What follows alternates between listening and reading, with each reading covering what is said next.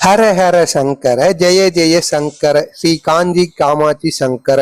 பெரியவாவை சந்திக்க வந்த பக்தர் ஒருவர், நான் எவ்வளவுதான் சாமியிடம் வேண்டினாலும் சரி, எவ்வளவு பிரார்த்தனைகள் செய்தும் வருகிறேன், தினமும் கோவிலுக்கு காலையும் மாலையும் சென்று வருகிறேன், விளக்கும் வீட்டில் ஏற்றி கொண்டுதான் வருகிறேன், ஆனால் நான் நினைத்ததையோ எனது பிரார்த்தனையோ சாமி நிறைவேற்றவே இல்லையே, அதற்கு என்னதான் காரணம் பெரியவா என்பது போல பெரியவாவிடம் மனம் மருந்தி ஒரு பக்தர் கேட்டிருக்கிறார். அதற்கு பெரியவா அவர்கள் ஒரு விளக்கத்தை கொடுத்திருக்கிறார். அது என்ன என்பதை பற்றி நாம் காண்பதற்கு முன்பாக நமது சேனலுக்கு நீங்க புதிய பார்வையாளராக இருந்தீங்கன்னா சப்ஸ்கிரைப் பண்ணிட்டு பாருங்க.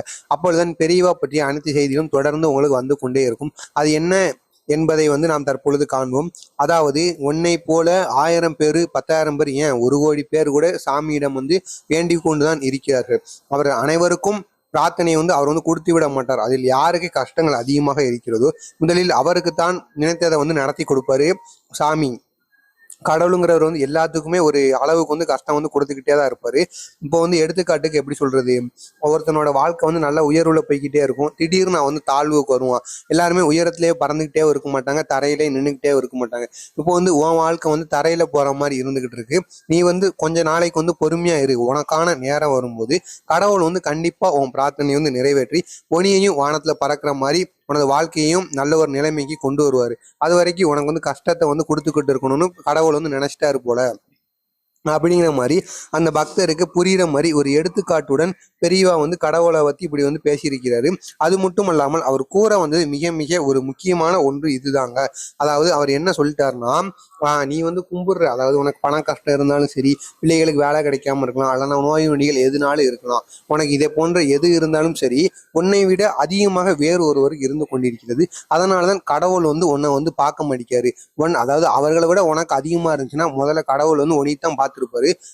அப்போ என்ன சொல்றாருன்னா, கடவுள் யாருக்கு அதிகமான பிரச்சனைகளும் அதிகமான துயரங்களும் இருக்கிறதோ அவர்களுக்கு தான் கடவுள் ஃபர்ஸ்ட் நினைத்ததை தண்ணி கொடுப்பானாம். எனவே உன்னை விட அதிகமான கஷ்டங்களையும் துயரங்களையும் தாங்கி கொண்டு இருக்கிறவர்கள் இந்த உலகத்தில் அதிகமான பேர் இருக்கிறார்கள் என்பதை நீ உணர்ந்து நடந்து கொள்.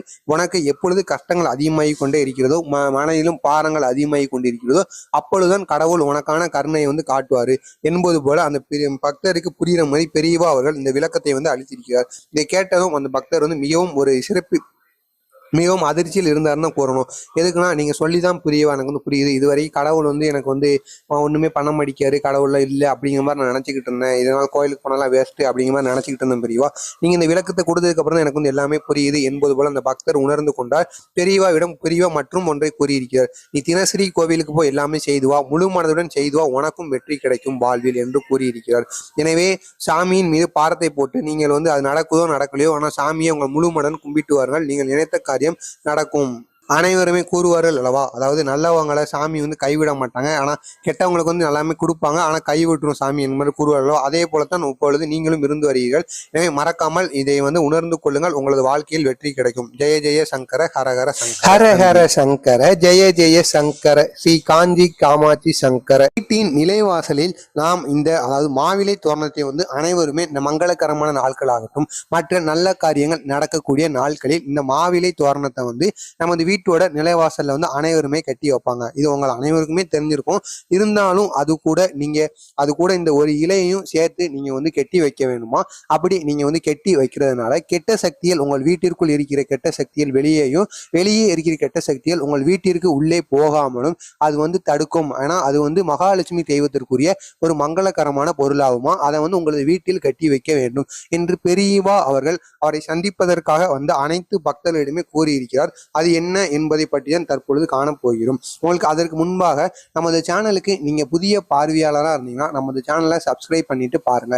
அப்பொழுதுதான் நாம போடப்படுகிற பெரியவா பற்றிய அனைத்து வீடியோக்களாகட்டும் அவரை பற்றிய மகிமையிலும் தொடர்ந்து உங்களுக்கு கொண்டே இருக்கும். இந்த வீடியோக்களை பார்த்து நீங்கள் மட்டும் வாழ்க்கையில் பயன்பெறாமல் ஏதோ உங்களால் முடிந்த ஒரு 4 பேருக்காக இந்த வீடியோவை ஷேர் பண்ணுங்க, அவர்களும் உங்களால் நல்லாக இருக்கட்டும்.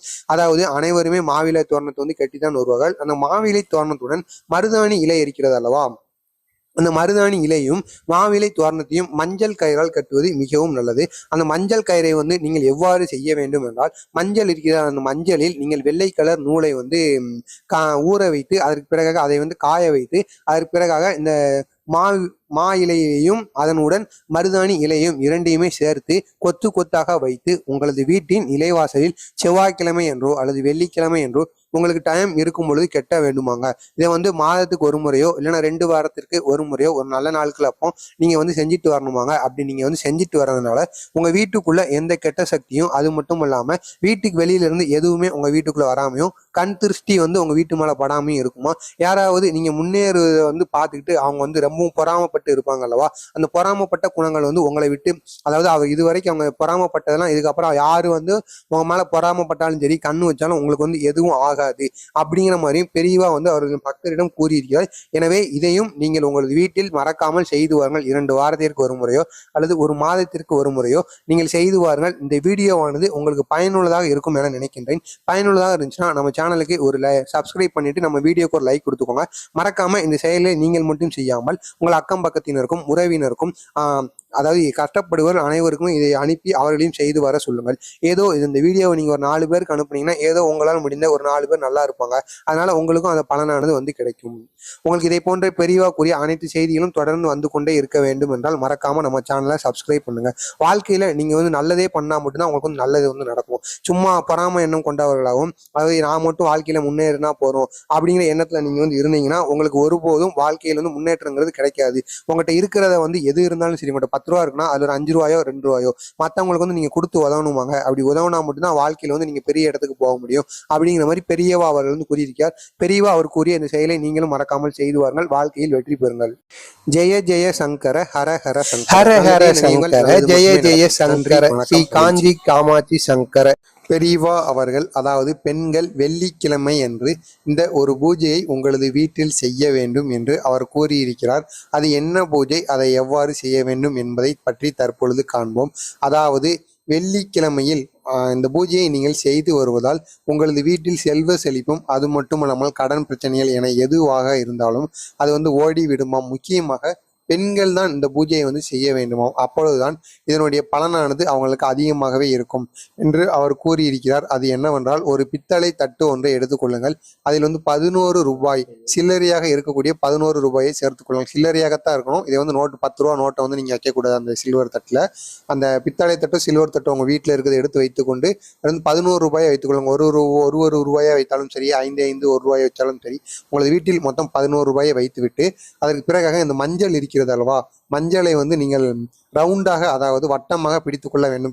அதை விநாயகர் போன்று நீங்கள் பிடிக்கக்கூடாது. விநாயகர் போன்று பிடித்தால் விநாயகரோட ஆசி மட்டும்தான் அதில் கிடைக்கும். அதே நீங்க வட்டம் போல் பிடித்தீர்கள் என்றால் அதில் துர்க்கை அம்மன் ஆகட்டும், மகாலட்சுமி அம்மன், மாரியம்மன், மகமாயி போன்ற அனைத்து தெய்வங்களும் அதில் குடியிருப்பார்களாம். எனவே அதை வட்டமாக பிடித்துக் கொள்ளுங்கள். வட்டமாக பிடித்து கொண்டு அதை உங்களது அந்த 11 ரூபாய் வைத்திருப்பீர்கள் அல்லவா, சில்லறை நாணயம், அதற்கு மேல இந்த மஞ்சளை வைத்து விட்டு அதனை நீங்கள் வெள்ளிக்கிழமை காலையில் நீங்கள் இதை செய்ய வேண்டும். காலையிலோ மாலையிலோ, காலையில் செய்தால் மிகவும் நல்லது. இதை பெண்கள் காலையில் குளித்து விட்டு வீட்டை எல்லாம் அலசி விட்டு காலையில் இவ்வாறு இதை செய்து வீட்டை பூஜை செய்ய வேண்டும். இவ்வாறு ஒரு முறை செய்து விட்டு அதுக்கு அடுத்தபடியாக அடுத்த வாரம் வரும் அல்லவா, அடுத்த வாரம் வியாழக்கிழமை வியாழக்கிழமை இரவிற்குள் நீங்கள் அந்த மஞ்சள் இருக்கும் அல்லவா, அந்த ரவுண்டாக நீங்க செஞ்ச மஞ்சள் காய்ந்து இருக்கும். அந்த காஞ்ச மஞ்சளை நீங்கள் சிறிதளவு மட்டும் ஒரு வாரத்திற்கு எவ்வளவு நீங்கள் வீட்டில் சந்தனமோ திருநீரோ பூசுவீர்களோ அதுக்கு எவ்வளவு வேண்டுமோ அதை மட்டும் லைட்டாக எடுத்துக்கொண்டு மீதி இருக்கின்ற மஞ்சளை ஓடுகின்ற நீரிலோ அல்லது மனிதர்கள் கால்கள் படாத இடத்தில் அந்த மஞ்சளை கரைத்து விடுங்கள். அதற்கு பிறகாக அந்த மஞ்சளை நீங்கள் அந்த ஒரு வாரம் தேய்த்து வாருங்கள். அதற்கு பிறகாக வியாழக்கிழமை செய்த பிறகு வெள்ளிக்கிழமை வரும் அல்லவா, வெள்ளிக்கிழமை மீண்டும் இதை செய்து வாருங்கள். இதை போன்று நீங்கள் தொடர்ந்து மஞ்சளால் இந்த பரிகாரத்தை செய்து வருவதால் உங்களது வீட்டில் செல்வமானது பெருகி கொண்டே இருக்கும். பண கஷ்டமே உங்களது வீட்டில் வராது என்பது போல பெரியவா அவர்கள் அவரது பக்தர்களுக்கு கூறியிருக்கிறார். எனவே இந்த எளிய பரிகாரத்தை நீங்களும் உங்களது வீட்டில் செய்து வாருங்கள். பெரியவா கூறிய எளிய பரிகாரங்கள் தொடர்ந்து உங்களுக்கு வந்து கொண்டே இருக்க வேண்டும் என்றால் மறக்காம நம்ம சேனலை சப்ஸ்கிரைப் பண்ணிக்கோங்க. அப்பொழுது பெரியவா கூறிய அனைத்து செய்திகளும் அவரை பற்றிய மகிமைகளும் தொடர்ந்து வந்து கொண்டே இருக்கும். இந்த வீடியோ பயனுள்ளதாக இருந்துச்சுன்னா இந்த வீடியோக்கு ஒரு லைக் கொடுத்துக்கோங்க. இதை பார்த்து நீங்கள் மட்டும் வாழ்க்கையில் வெற்றி பெறாமல் உங்கள் அக்கம் பக்கத்தினரோ உறவினரோ நண்பர்களோ ஒரு 4 பேர்த்துக்கு உங்களால் முடிஞ்ச ஒரு 4 பேர்த்துக்கு ஷேர் பண்ணி அவர்களையும் இதை செய்து வர சொல்லுங்கள். ஏதோ உங்களால் முடிந்த ஒரு உதவியாக அவர்களுக்கு இருக்கட்டும். நல்லதே நினையுங்கள், உங்களது வாழ்க்கையில் நல்லது மட்டுமே நடக்கும். பொறாமை எண்ணம் கொண்டவராக இருக்காதீர்கள். வாழ்க்கையில் எப்போதும் வெற்றியை காண முடியாது. ஜெய ஜெய சங்கர, ஹர ஹர சங்கர. நன்றி, வணக்கம், மகிழ்ச்சி.